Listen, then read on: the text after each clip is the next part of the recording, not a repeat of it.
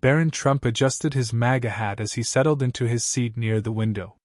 The whispers began almost immediately, a low hum of discontent spreading like a ripple through the cabin.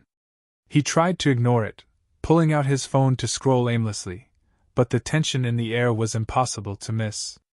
A flight attendant appeared beside him, her professional smile barely masking her unease. "Excuse me, sir," she began, her tone polite but firm. "We've received a few complaints about your attire. It's causing some discomfort among the passengers." Barron blinked, confused. "My hat?" She nodded, leaning in closer as if trying to shield their conversation from eavesdroppers. "I understand this might feel unfair, but I need to ask you to either remove the hat or leave the plane." His first instinct was disbelief. This couldn't be serious. Kicked off a plane for wearing a hat? The absurdity of it made him chuckle, but the flight attendant's expression didn't waver. Around him, passengers pretended not to stare, though their sideways glances betrayed their interest. "I'm not taking it off," he said finally, his voice calm but resolute. "This is ridiculous." The murmurs grew louder. A man across the aisle muttered something under his breath, loud enough for Barron to catch. "Privilege at its finest." Before he could respond, 2 security officers appeared, summoned by the flight crew. The flight attendant stepped aside, letting them take over. One of the officers gestured for Barron to stand. "Sir, we need you to come with us." Barron's jaw tightened. He wanted to argue, to make them see the absurdity of the situation, but the growing chorus of annoyed voices made it clear that any protest would fall on deaf ears. He grabbed his bag, stood, and walked down the aisle under the collective gaze of the passengers, their judgment palpable. Once off the plane, Barron found himself standing in the terminal, still reeling from what had just happened. The airport buzzed with activity, announcements over the intercom, the clatter of luggage wheels, the hurried footsteps of travelers. But he felt strangely detached, like the world had tilted slightly off its axis. "Unbelievable, isn't it?" a voice said beside him. He turned to see a young woman sitting cross-legged on the floor, her carry-on bag serving as a makeshift seat. She had wild, curly hair and a wry smile that suggested she found the situation more amusing than outrageous. "Let me guess," she said, gesturing toward his hat.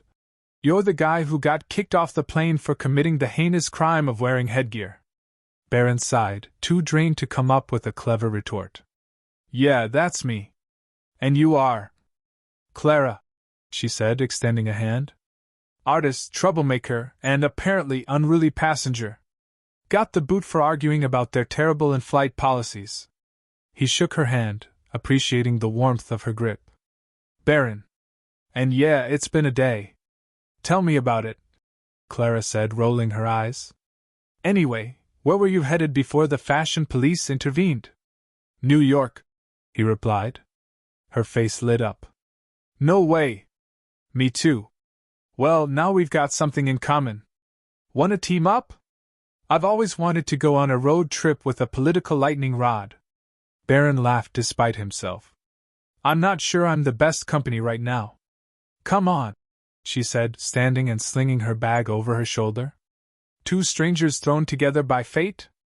It's practically a rom-com setup. Besides, we've both got places to be." He hesitated, but something about Clara's easy confidence was infectious. "All right," he said finally. "Let's do it." As they headed toward the rental car counters, Barron couldn't help but glance at his hat, now tucked into his bag. The day had started with whispers of disapproval, but maybe it would end with something entirely different. Clara leaned against the rental counter, eyebrows raised as the clerk rattled off the details. "All we've got left is a beat-up sedan. Not exactly luxury, but it'll get you where you're going." She glanced at Barron, who looked unimpressed but nodded. "We'll take it," he said, handing over his card. Minutes later, they stood in the parking lot, staring at the car, a faded blue vehicle with peeling paint and a faint dent along the side. Clara laughed. "It's perfect. Just screams adventure, doesn't it?" Barron opened the door, and the handle creaked in protest. "It screams something, all right." As they pulled out of the lot, Clara rifled through her bag, pulling out a pair of oversized sunglasses and slipping them on. So, Barron, what's the deal with the hat? You wear it for attention or conviction? He kept his eyes on the road, gripping the steering wheel a little tighter. Conviction. Not everything has to be a statement, though.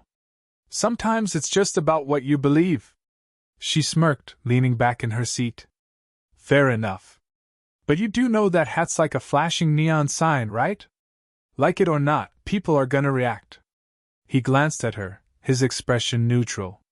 Maybe they should react less. The miles rolled by in silence, punctuated only by the hum of the engine and the occasional rustle of Clara flipping through her sketchbook. Finally, she broke the quiet. Okay, serious question. Favorite road trip snack? Barron blinked, caught off guard. What? Come on, she said, grinning. It's important. Chips, candy, jerky? You can tell a lot about someone by their snack preferences. He sighed, a small smile tugging at his lips.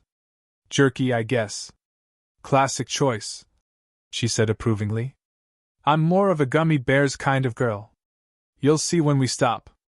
True to her word, their first gas station pit stop revealed Clara's affinity for gummy bears, as well as her tendency to chatter with strangers. Barron watched from a distance as she struck up a conversation with the cashier, her hands gesturing animatedly. She seemed to have a knack for connecting with people, a sharp contrast to his more reserved demeanor. As they hit the road again, Clara held up her bag of candy. Want one? He shook his head. I'm good. Your loss, she said, popping one into her mouth. The hours stretched on, and as the sun dipped lower in the sky, Clara reached for the radio, flipping through stations until she landed on a country song. Ugh, no, she muttered, changing it.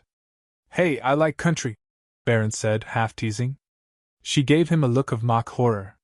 You would. Despite their banter, the tension from earlier lingered beneath the surface.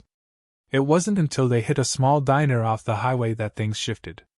The place was a time capsule of checkered floors and faded jukeboxes, and Clara seemed in her element, chatting with the waitress and poking fun at the menu. Barron, meanwhile, kept his head down, his focus on the plate of pancakes in front of him. Clara noticed and leaned forward, lowering her voice. You always this serious? He shrugged.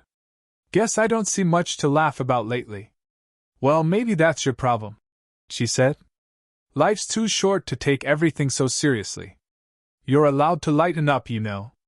Her words stuck with him as they left the diner, the night stretching out before them. The car's headlights cut through the darkness, and for the first time, Barron found himself relaxing a little. Clara's laughter filled the small space, and though he didn't join in, he couldn't help but feel a flicker of something he hadn't in a long time: hope. The next morning started with a flat tire. Barron crouched beside the car, examining the damage while Clara leaned against the hood, scrolling through her phone. Well, this is a vibe, she said, popping a bubble from her gum. Barron shot her a look. You could help, you know. She grinned. I'm providing moral support. You're doing great. Despite her teasing, she eventually joined him, awkwardly holding the jack as he replaced the tire. Her commentary ranged from unhelpful observations to outright jokes, and while it was mildly irritating, he had to admit it kept the mood light. See? Teamwork, she said as they wiped their hands on an old rag. Sure, Barron replied, though the smallest hint of a smile betrayed his amusement. Back on the road, Clara pointed out a roadside flea market, insisting they stop. We need a break from all this driving, she said, practically bouncing in her seat. Barron hesitated but relented. The market was a chaotic sprawl of tents and booths selling everything from vintage records to handmade jewelry. Clara darted from stall to stall, her energy infectious. Barron followed at a slower pace, occasionally nodding politely when vendors tried to engage him. Check this out, Clara called, holding up a battered leather-bound book. It's a guide to reading tea leaves. Think it works? Probably not, Barron said dryly. She laughed, setting the book down. You're no fun. As they wandered, Clara struck up a conversation with an older woman selling hand-painted postcards. Barron hung back, watching as Clara listened intently to the woman's story about how she'd started painting after retiring. There was something about Clara's ability to connect with people that struck him, an openness he didn't have but oddly admired. When they returned to the car, Clara handed him one of the postcards. "Here," she said. "Thought you could use a souvenir." He looked at the postcard, a serene watercolor of a sunset. "Thanks," he said, surprised by the gesture. The day wore on, and they found themselves driving through a stretch of rural farmland. Clara rolled down her window, letting the wind whip through her hair. "You know, this isn't so bad," she said. Barron glanced at her. "What isn't?" "Being stuck with you," she replied, grinning. "You're growing on me, like a stubborn weed." He shook his head but couldn't suppress a chuckle. "Glad to know I've been upgraded to plant status." As the sun dipped low on the horizon, they stopped at a small motel for the night. The place was modest but clean, and they each retreated to their respective rooms, grateful for a break from the cramped car. Barron sat on the edge of his bed, staring at the postcard Clara had given him. It was such a small thing, but it felt oddly significant, a reminder that even in the midst of an absurd situation, there were moments of connection.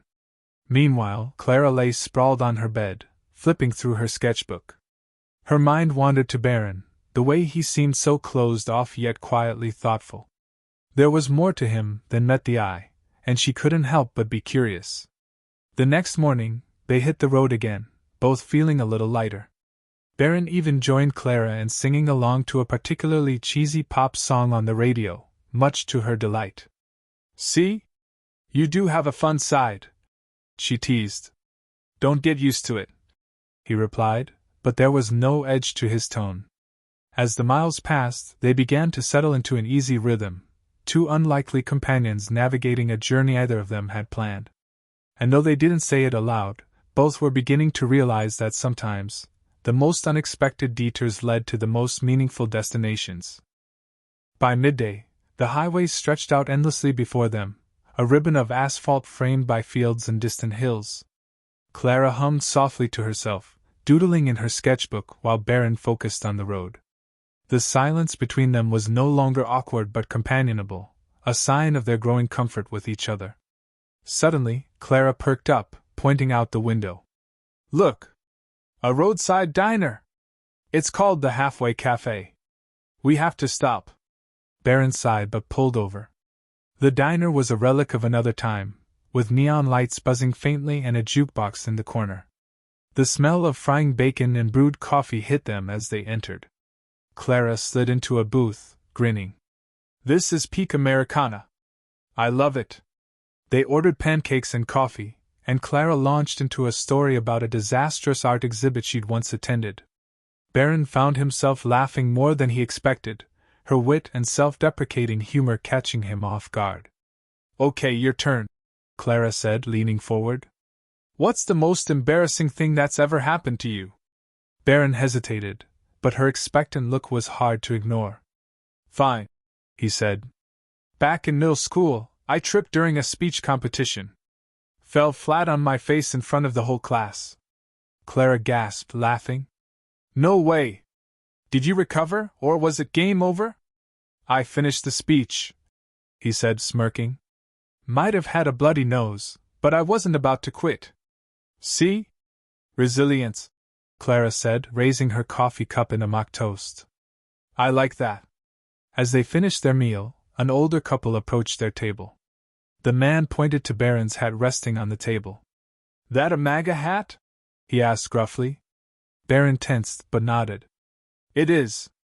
The man stared for a moment before extending his hand. "I respect a guy who sticks to his beliefs, even when it's not popular." Barron shook his hand, surprised.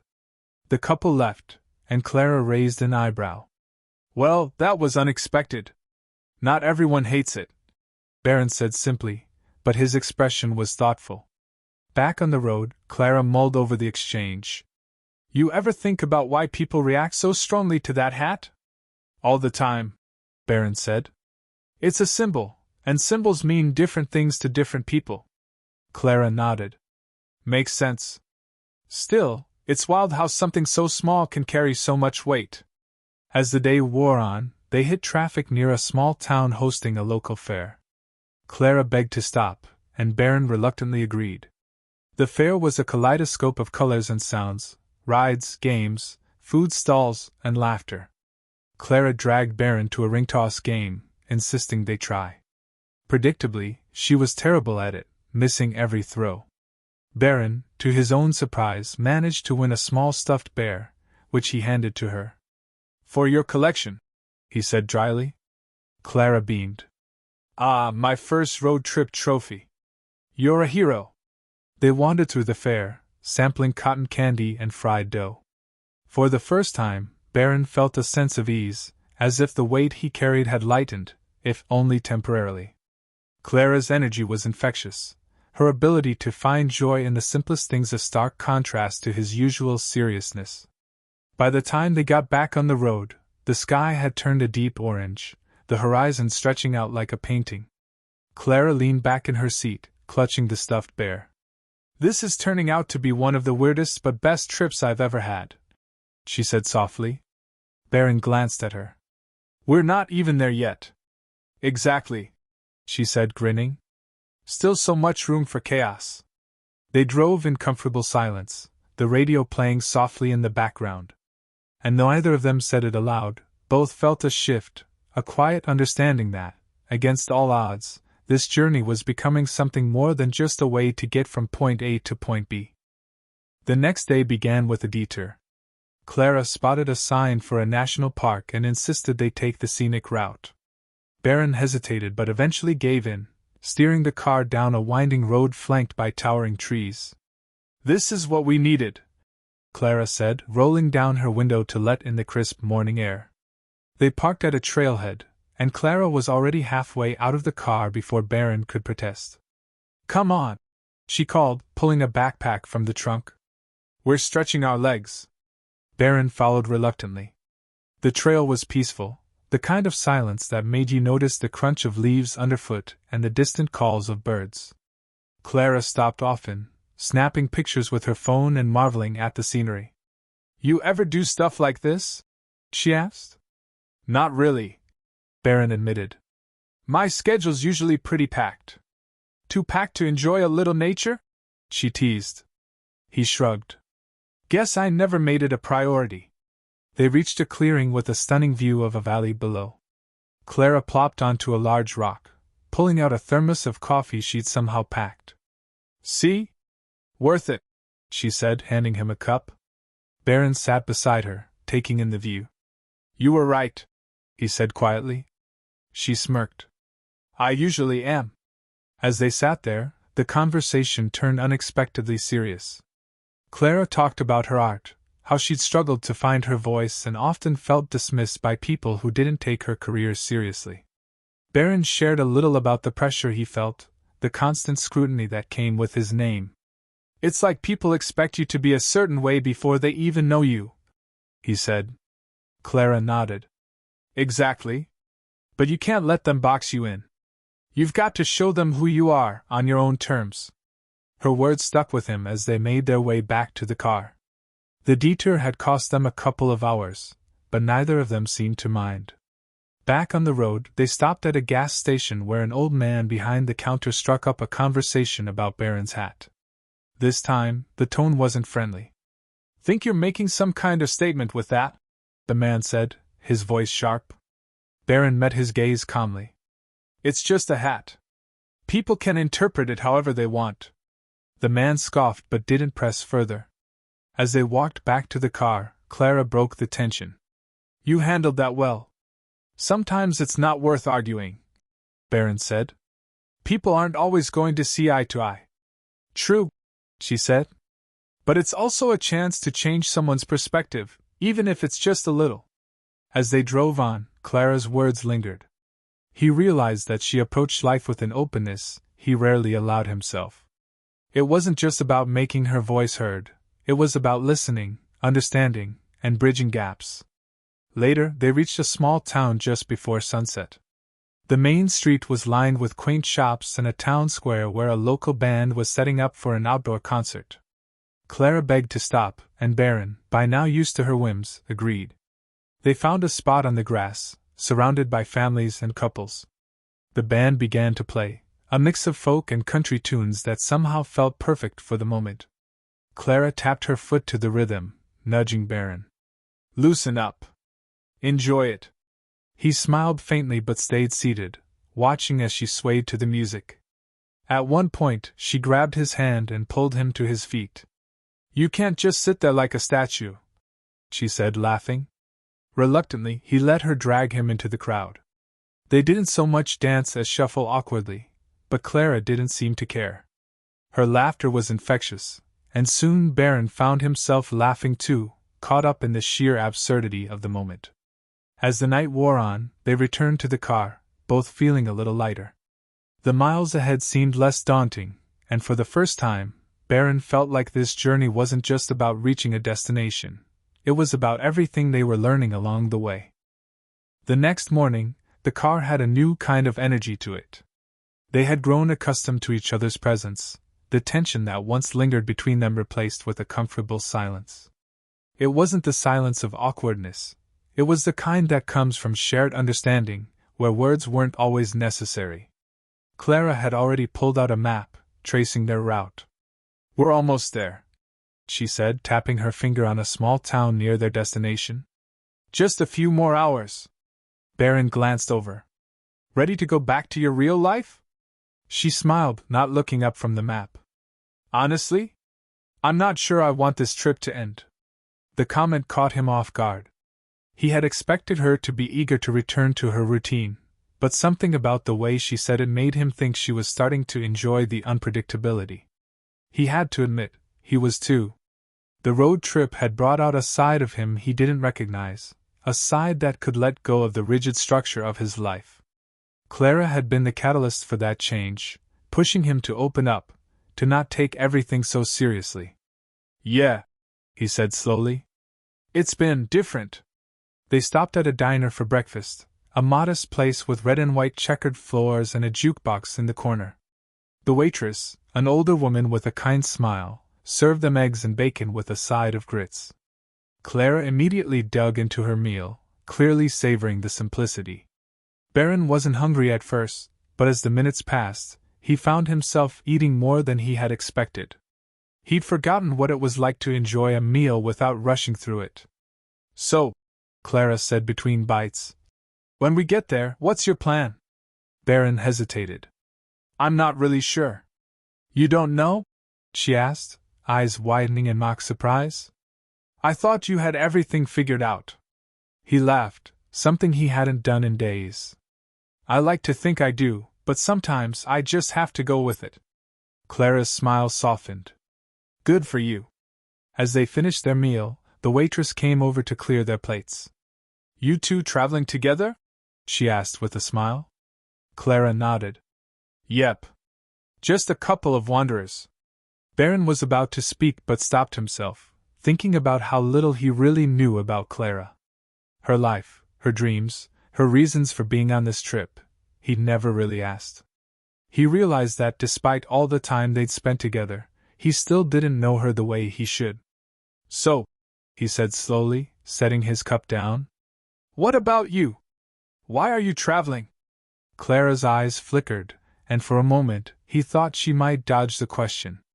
But instead, she leaned back in her chair, her expression thoughtful. "I guess," she began, "I needed a change. Life back home was kind of stifling. People expected me to fit into their idea of who I should be, and I wasn't having it anymore." Barron nodded, understanding more than he expected. He knew what it was like to have people define you by something you didn't choose. "It's kind of freeing, you know," she continued. "Just to get out and do something completely different. No expectations, no judgment." Barron met her gaze, sensing a deeper vulnerability in her words. "I get that," he said quietly. She smiled, but it was a little sadder this time. "It's not always easy to find your place in the world." Barron wanted to say something comforting, something profound, but the words didn't come. Instead, he reached for his jacket, signaling that it was time to go. "We'd better hit the road if we want to make it by sunset." Clara nodded, her usual lightness returning. Right. Onward to adventure. The remainder of the trip was quieter, but it wasn't uncomfortable. There was a shared understanding now, an unspoken agreement that they didn't need to fill every silence with words. The journey had changed them both, in ways they hadn't anticipated. When they finally arrived at their destination, it was almost surreal. The town, tucked away in a valley, had an air of nostalgia. Old brick buildings lining the streets, small local shops with handwritten signs, and families strolling through the town square. It was the kind of place that seemed frozen in time. Clara looked at Barron, her eyes shining with excitement. "We made it," she said, almost in disbelief. Barron didn't say anything right away. He was too busy taking in the town, the quiet hum of life that seemed to radiate from every corner. There was something about it that felt peaceful, like this was where they were always meant to end up. They parked near the town square and got out of the car. Barron noticed Clara's gaze as she surveyed the area, and he could see the same sense of wonder in her eyes that he felt in his chest. "I guess we should grab some lunch," he said, breaking the silence. Clara grinned. "Absolutely. And then, we figure out what comes next." It wasn't just about reaching a destination anymore. It was about living in the moment, about the journey itself. And for the first time in a long time, Barron wasn't afraid to embrace it. The town felt like a secret. The kind of place where everyone knew everyone else, where stories were shared over coffee and evenings stretched on forever. Barron and Clara walked down the cobblestone streets, their footsteps light and almost in sync. The tension of the past few days had dissolved, replaced by something more grounded. The trip wasn't just an escape, it had become an exploration, not only of the country but of each other. As they wandered, Clara stopped at a small bookshop, its wooden sign swinging gently in the breeze.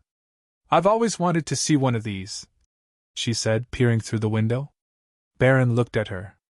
"A bookshop?" She grinned. "Not just any bookshop. A hidden gem." They stepped inside, greeted by the warm smell of paper and old wood. The shop was cramped, with shelves crammed to the ceiling, each nook filled with stories waiting to be discovered. Clara wandered off almost immediately, her fingers tracing the spines of books as though she were searching for something, or perhaps, just enjoying the process of being surrounded by words. Barron took a deep breath, letting the atmosphere sink in. He'd always liked the idea of books but never found the time to read. His life had been more about doing than experiencing. Yet, standing here, he found himself drawn to the peacefulness of the space. Clara's voice broke through his thoughts. "Barron, look at this!" She was holding up a weathered paperback with a colorful cover. He walked over, raising an eyebrow. "What is it?" "It's a travel journal," she said, flipping it open. "Someone's story of a cross-country adventure." Barron smiled faintly. "I guess it's kind of fitting." Clara looked at him, eyes sparkling. "You should write one," she suggested, her voice teasing but sincere. "A journal of your own trip." "I don't know," Barron muttered. "What would I even write about?" "You'd be surprised," she said softly. "We're all carrying stories.